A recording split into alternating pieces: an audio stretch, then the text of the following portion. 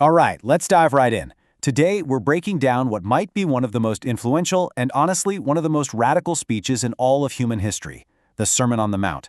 This thing is dense, it's challenging, and it's basically a manifesto for a completely new way of being human. So, picture this. It all kicks off with this really simple scene. We're not in some grand palace or a massive temple. It's just a teacher on a hillside, talking to his followers. The setting here is so important. It's out in the open, it's for everybody, and it immediately tells you this isn't some secret teaching, this is a foundational address for the world. And this sermon has a really clear flow to it. We're going to look at the setting first, then get into the kind of person this new kingdom is actually for.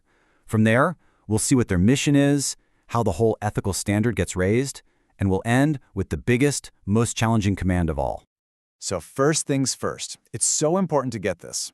This is not just a random collection of nice quotes or wise sayings. No, this is a coherent, structured manifesto.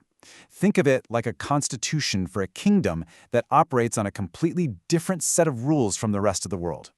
The whole thing starts by answering a fundamental question. Who is the ideal citizen of this new kingdom?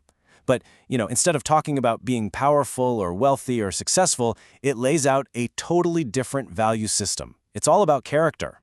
And here they are, the Beatitudes. What's absolutely wild about this list is how it just flips our whole idea of success completely upside down. The blessed, the truly happy ones, they aren't the rich and powerful. They're the humble, the merciful, the ones who make peace, even those who are getting grief for doing the right thing. It's a total rewiring of who the winners are. Okay, so once we know who these people are, the sermon immediately pivots to what they're supposed to do. See, it's not enough to just have this character. You've got a mission, you have a purpose, and a real active role to play out there in the world. The first image he uses is salt of the earth.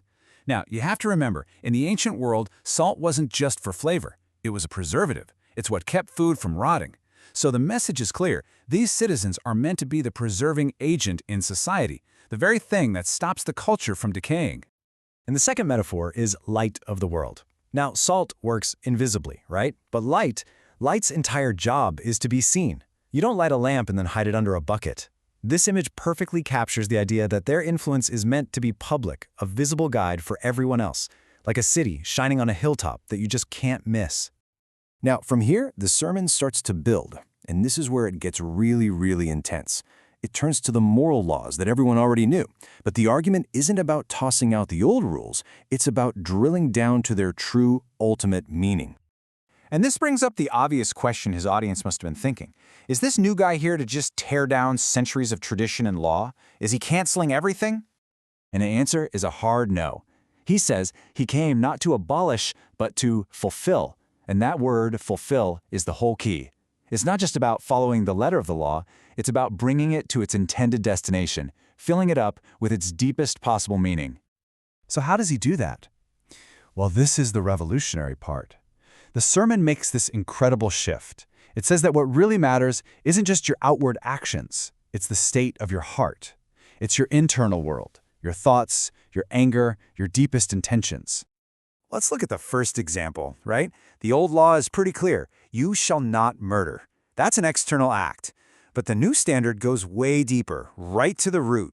It says that seething anger you feel, that contempt you have for someone, that's where the problem really starts.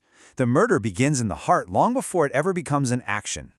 He does the exact same thing with adultery. The old law forbids the physical act, but the new standard says the moment you even look at someone with lust, you've already committed adultery in your heart. You see the pattern? Every time, the focus shifts from the outside in. And then we come to this one. This one is famously difficult. An eye for an eye. That was actually designed to limit revenge, to keep things proportional. But this new teaching just takes that idea of justice and replaces it with something shocking, a radical commitment to not retaliating at all. So all of this has been building, step by step, to a final climactic command. This is it. This is the absolute peak of the mountain, the single idea that pushes this entire moral vision to its absolute limit. And there it is. Look, loving your friends, loving people who love you back, that's easy. But this sermon says the real test, the defining mark of someone in this kingdom, is to actively love and even pray for your enemies, the very people who are trying to harm you. And he actually gives a reason for this. The logic is that this kind of love is supposed to mirror God's love. I mean, the sun shines on everyone, right? Good people and bad people. The rain falls on everyone's crops. It's an unconditional goodness. If you only love the people who love you, what's so special about that? Anyone can do that. The goal here is to reflect a much higher, more perfect way of being. Which leaves us with the big question that has haunted people for 2 millennia. Is the Sermon on the Mount a practical blueprint for how we can build a better world? Or is it an impossibly high standard, one designed to show us that, on our own, we can't possibly measure up? Thinkers and saints and revolutionaries have wrestled with that for centuries. And its power to challenge us, well, it's just as strong today as it was back then.